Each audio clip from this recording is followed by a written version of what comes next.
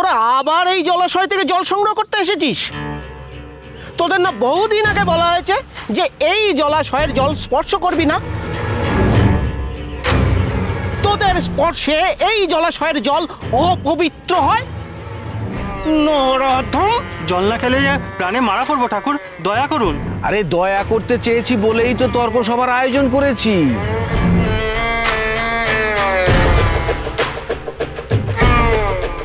যতক্ষণ না তর্ক সভায় কিছু ধার্য হয় ততক্ষণ আর এ মুখো হবি না তোরা।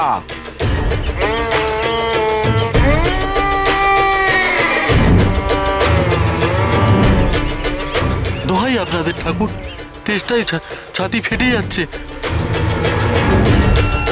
গ্রামের অন্য সব পুকুরে এক ফোঁটাও জল নেই। দয়া করুন ঠাকুর, সব পুকুর ডোবা সব শুকিয়ে গেছে। কেন? তোদের জন্য তো একটা ডোবা স্থির করা আছে, তাতে সামান্য জলও আছে। একবার নিজের চোখে গিয়ে জলটা দেখে আসুন না ঠাকুর। একেই নোংরা জল, তারপরে পেকো গন্ধ। ওই জল খেয়েই তো আমার ছেলেটা বেদবমি করতে করতে মরল। আশেপাশের 5-7 ক্রোশের মধ্যে যদি কোথাও একটু জল থাকতো এখানে আসতাম না ঠাকুর। দয়া করে একটা এমন বিধান দিন যাতে আমরা সবাই জল পেতে পারি। আরে বাবা, বিধান দেওয়ার জন্য তো 7 গাঁয়ের মাথা, শিরোমণি, পণ্ডিত এই ন্যায়রত্ন ঠাকুরকে নিয়ে এসেছি। তিনি যা বিধান দেবেন সেটাই শিরোধার্য হবে।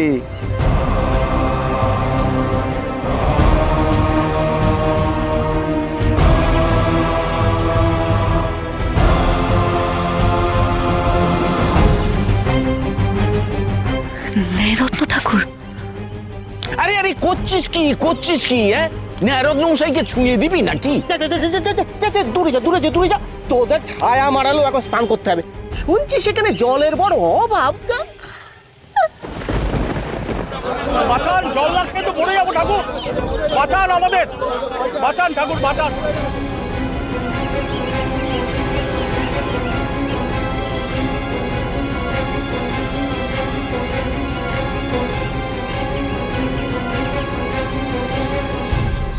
বাঁচান আমাদের, বাঁচান ঠাকুর, বাঁচান। মরে যাবো। আমি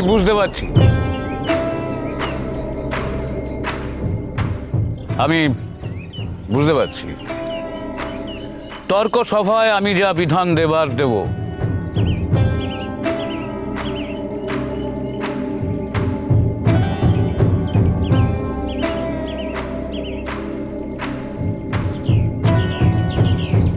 এখন আর আমাকে বিরক্ত করো না।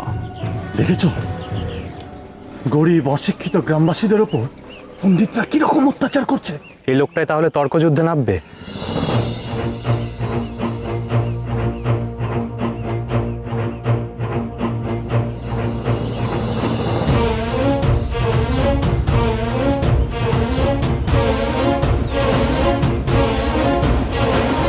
প্রফুল্ল, এই লোকটাকে ভালো করে চিনে রাখো। এই লোকটার হারা জেতার উপর নির্ভর করছে নয়াডিঙ্গি গ্রামবাসীর ভাগ্য।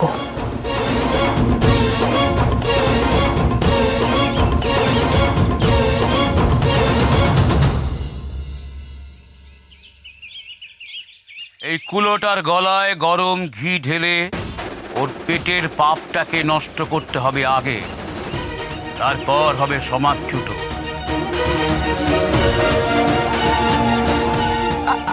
আপনি ন্যায়রত্ন মশাই? আমার অনুমতি ছাড়া কি বিয়ে হয় রে ময়না? এই সেই ন্যায়রত্ন ঠাকুর।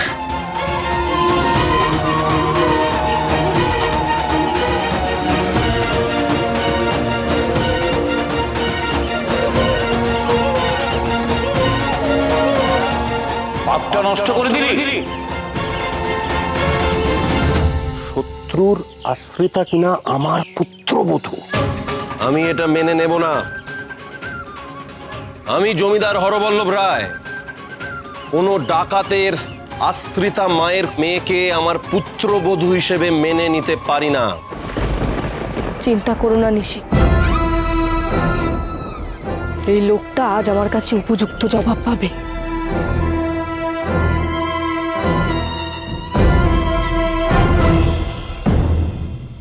ওকে আমি হারাবোই হারাবো।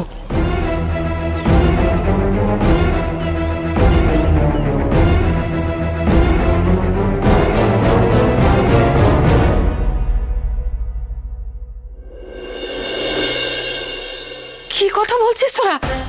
আমার ব্রজরা ডাকাতের পাল্লায় পড়েছে? হে ভগবান, এ কি সর্বনাশ করলে! আরে আরে ওরা কেমন আছে এখন? কোনো ক্ষতি হয়নি তোদের? আচ্ছা, আমাদের লেঠেল পাইক সব তো ওদের সঙ্গে ছিল, তারা তারা কেউ কিছু করতে পারেনি? বোধ হয় না, কারণ লোক মুখে শুনলাম মামা বাবু নাকি ছুটে এসে কত মশাইকে ডেকে নিয়ে গেছে। পিসিমা, পিসিমা কি সর্বনাশের কথা! এবার কি হবে বলেন তো পিসিমা? আমি কিছু বুঝতে পারছি না বৌমা, আমি কিছু বুঝতে পারছি না। রাধা মাধব এ কি করলেন? আরে আরে বলছি যে আমাদের হরুকে একা গেছে না সঙ্গে কাউকে নিয়ে গেছে রে? সাহেবরা সবাই গেছে, সঙ্গে দেবী সিং। তাও ভালো, তাও ভালো, সঙ্গে তো কেউ গেছে। কিন্তু রাধা মাধব এটা কি করলো বলো তো বৌমা? কোথায় আমি দিন গুনছি বসে বসে, আমি নাতির ঘরে পুতির মুখ দেখবো, একটু আনন্দের মুখ দেখবো। আরে কি আজকে অঘটন ঘটে গেল, আমি কিচ্ছু বুঝতে পারছি না। আমি জানতাম পিসিমা এরকম একটা অঘটন কিছু ঘটতে চলেছে, আমি জানতাম। ওই নয়ন বউ যখন যাত্রা করলো তখন ওই প্রদীপটা নিভে যাওয়ার সঙ্গে সঙ্গে আমার মনের মধ্যেটা কেমন খচখচ করে উঠেছিল। আমি জানতাম এরকম কিছু একটা হতে চলেছে। ও পিসিমা, পিসিমা আমার ব্রজাত্মার সন্তানের কোনো ক্ষতি হবে না তো পিসিমা? মনে বল রাখো বউ, মনে বল রাখো, কিচ্ছু ক্ষতি হবে না। রাধা মাধবকে রাখো, আমাদের বিপদ তারণ মধুসূদনকে ডাকো, ঠাকুর কোনো ক্ষতি হবে না, কোনো ক্ষতি হবে না। এই দেখো না, একটা সুখের দিন আসছে, তার মাঝখানে এই সমস্ত কিছু লন্ডভন্ড হয়ে গেল। কিচ্ছু ক্ষতি হবে না গো, কিচ্ছু ক্ষতি হবে না। এই মধুসূদন রক্ষা করো ঠাকুর, হে রাধা মাধব রক্ষা করো, রক্ষা করো। না না না, আর সময় নষ্ট করা উচিত হবে না। কই রে ও রবি, তোরা যা, দেখ দেখিনি কি হলো, তোরা যা যা যা, এগিয়ে যা। আর কাউকে কোথাও যেতে হবে না গো, যে আসার সে এসে গেছে। কি বলছিস কুন্দ, কে এসেছে? হ্যাঁ গো, ঠিকই বলছি। আমাদের ব্রজ দাদা মেজ বৌমনিকে নিয়ে আসছে, সাথে নতুন অতিথিও আছে গো। আবার এই সময় কে অতিথি এলো? নতুন অতিথি মানে? মানে কুন্দ, তুই কি কথা বলছিস? তুই সত্যি বলছিস? আমার আমার ব্রজর ছেলে, আমার নাতি এসেছে ঘরে? হ্যাঁ গো। ও পিসিমা, পিসিমা কুন্দ কি কথা শোনালো আমাকে? যাও বৌমা যাও, আরে বংশে প্রথম নাতি এলো, তাকে বরণ করে ঘরে ঢোকাও। চলো চলো চলো। পিসিমা আমি এক্ষুনি যাচ্ছি, রাধা মাধব আমাদের রক্ষা করেছে ঠাকুর।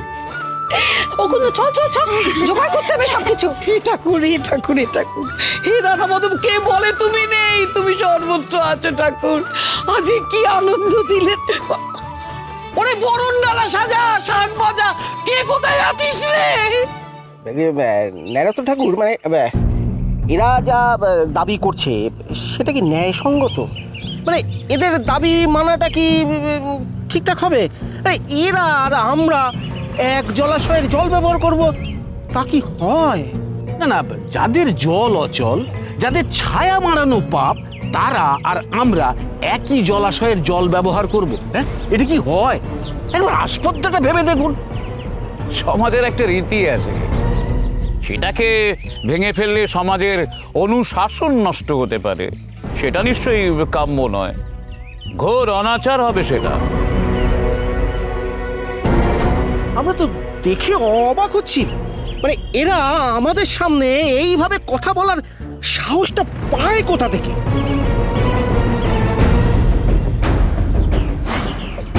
এ যদি আমাদের গাঁ হতো না, খড়ম পেটা করে এগুলোকে সিধে করে দিতাম একেবারে। অন্যায় কথা কি বলেছি আমরা ঠাকুর? আমরা তো শুধু তেষ্টার জলটুকুই চেয়েছি।